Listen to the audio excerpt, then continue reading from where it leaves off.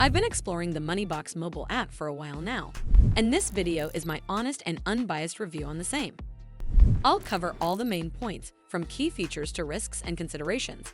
So by the end of this video, you'll have a better understanding of this mobile app. First, let's talk about what Moneybox actually offers. Moneybox is a UK-based savings and investment app that helps you grow your money in a simple, intuitive way.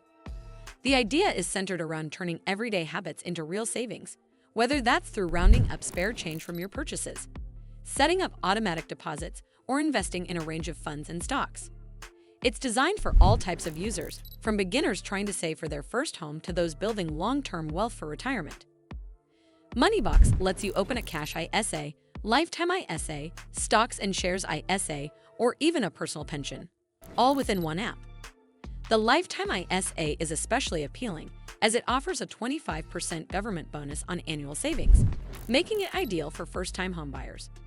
The interface is clean and beginner-friendly, and there's a comforting transparency about potential risks, something many other investment apps don't communicate well. Now, on the positive side, the app earns high praise for its design, customer support, and educational clarity. It removes the financial jargon and makes saving feel approachable.